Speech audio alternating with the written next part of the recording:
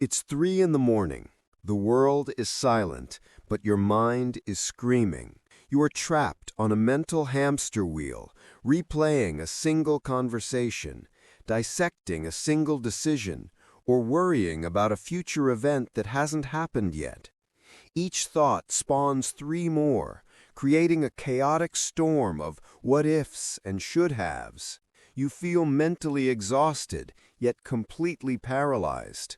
A prisoner in the solitary confinement of your own skull. This isn't problem-solving.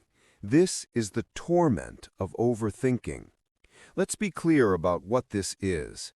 Overthinking is the illusion of control disguised as preparation. You believe that by mentally rehearsing every possible negative outcome, you can somehow prevent it. You think that by analyzing a problem from every conceivable angle, you are being diligent. But you are not.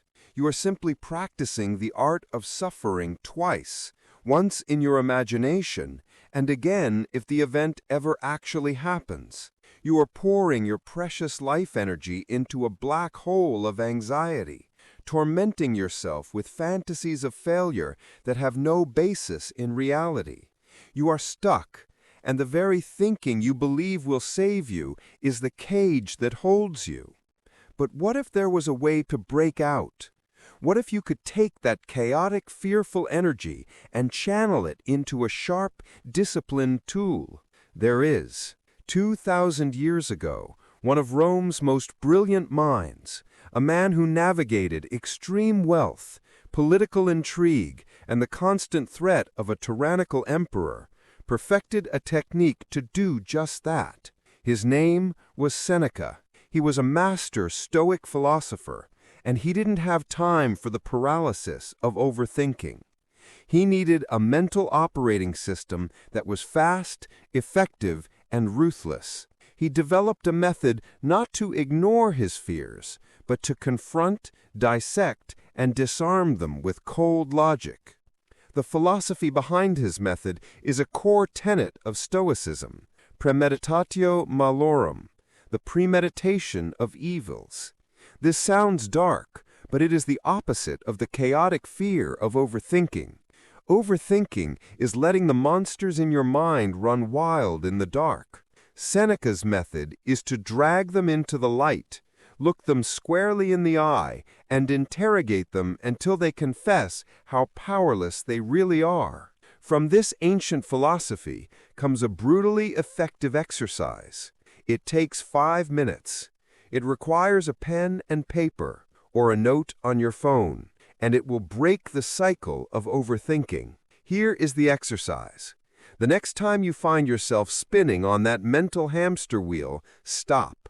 For 5 minutes, you will put your mind on trial. Minute 1. Define the fear. Take your pen and write down the one specific thing you are overthinking. Be precise. Don't write, "I'm worried about work." Write, "I am overthinking the critical feedback I received from my boss on the Miller project." Forcing your vague anxiety into a single clear sentence is the first step.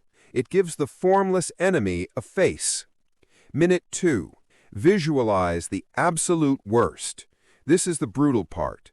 Ask yourself, if this specific fear comes true, what is the absolute worst case, most catastrophic outcome imaginable? Write it down. Do not hold back. My boss will fire me. I won't be able to find another job. I will lose my home and be disgraced. Go all the way to the end of the line.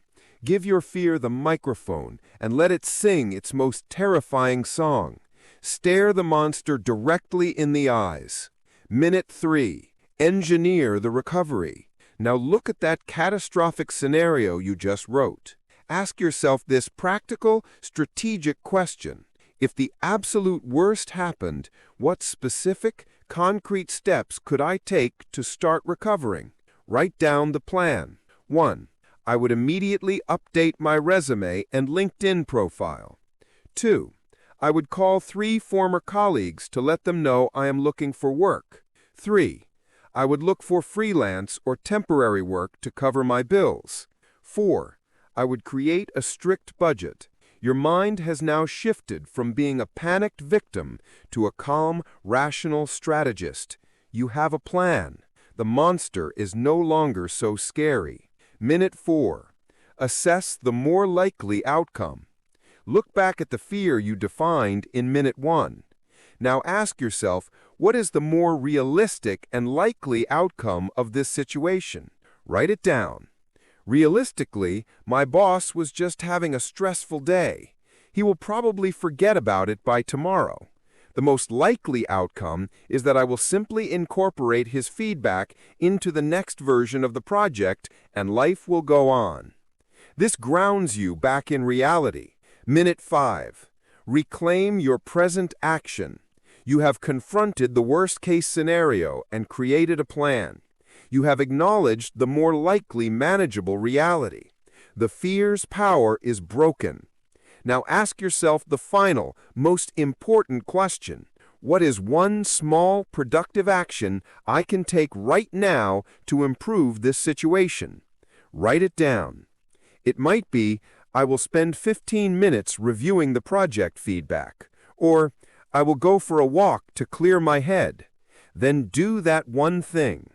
You have broken the paralysis and reclaimed your power. This 5-minute exercise is a microcosm of the Stoic path. It is a brutal act of self-discipline because it forces you to look at what you are most afraid of. But it is also a supreme act of self-care. It transforms you from a prisoner of your thoughts into their interrogator. You learn that your fears are mostly empty threats. You learn that even the worst case is survivable. And you learn that your true power is never in the chaotic storm of what if, but always in the calm, focused action of what now. If you are ready to put your mind on trial, write "I am the interrogator" in the comments below. Subscribe and let's reclaim our peace of mind.